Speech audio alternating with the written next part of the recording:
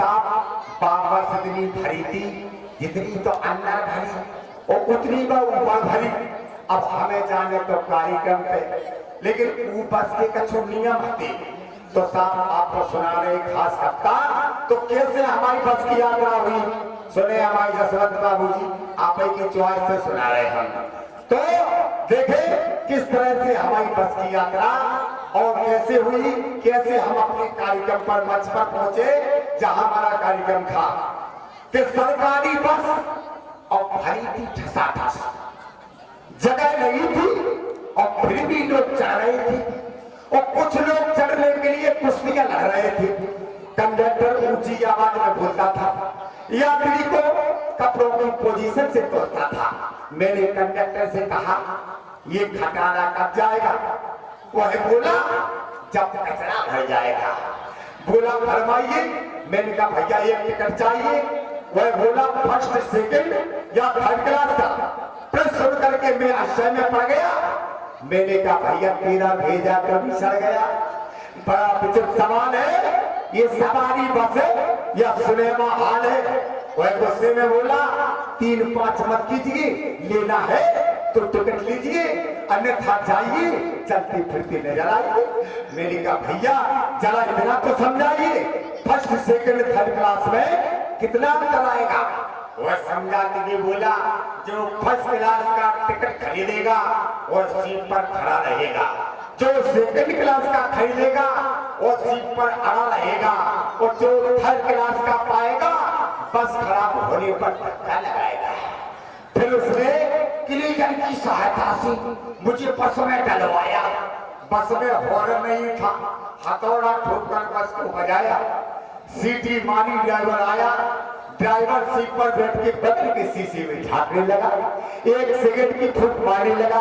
मैंने ड्राइवर से कहा भैया बस में सिगरेट पीना मना है? वह बोला ये कानून जनता के लिए बना है। कौन होते आप रोकने वाले, बिना वजह टोकने वाले? कैसे हिम्मत हुई आपकी और हम पीते तो अपने बाप की? बोला भैया हमने कहा कर्मचारी हो, कम से कम कानून से तो डरो। वो बोला जो बनाते नहीं वो पालन नहीं करते, हम करें। बोला पक पक मत कीजिए, ये लीजिए आप भी पीजिए। इसी ऊंचाई के साथ बस चली, वो धक्का आया, मैं पास खड़ी महिला से टकराया। वह उबर कर बोली, ओ सूरदास दिखाई नहीं देता, सब पता चल जाएगा जब एक ही घूसे में चेहरे का निशान बन जाएगा।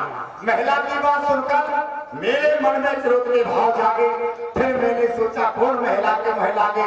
मैंने उसके साथ वाले से कहा, बाबूजी अपनी बीवी को समझाइए, ये बिना वजह डांट रही है, ऊपर से भेजा डांट रही है। सच्चन धन के नशे में थे। सुनकर बोले, होश में तो मिस्टर, ये बीवी होगी तुम्हारी, मेरी तो है सिस्टर।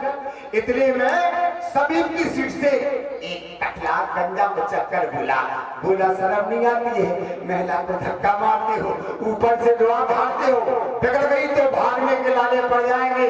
इतनी चप्पल बरसेगी कि सारे पाय हट जाएंगे। मैंने कहा गंजे जी आप बीच में क्यों पड़े, क्या तुम्हारी खोपड़ी के बाल इसी तरह झड़े?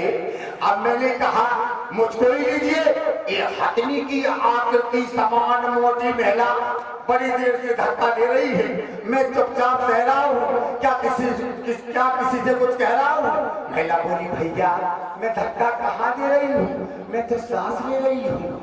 इतने में कंडक्टर हंसे पड़ते हुए बोला, भैया आपस में क्यों लड़ते हो, झंझटों में क्यों पड़ते हो? लड़ने की तमन्ना है तो चुनाव क्यों लड़ते हो? जीत जाओगे तो बंगले की हवा खाओगे, यहाँ लड़ोगे तो सीधा जेल जाओगे। जेल का नाम सुनते ही मेरे दिल में सन्नाटा छा गया। मुझे पता ही चला हमारा नाम मीरा पंच कब आ गया। बहुत बहुत धन्यवाद। तो लीजिए भैया जसवंत बाबू जी, आपकी चॉइस पर हमने इस बस से यात्रा सुनाई है। और लीजिए हमारे आशीष जी एक सुंदर भजन लेकर आपके बीच में आ रहे हैं, उनके द्वारा सुन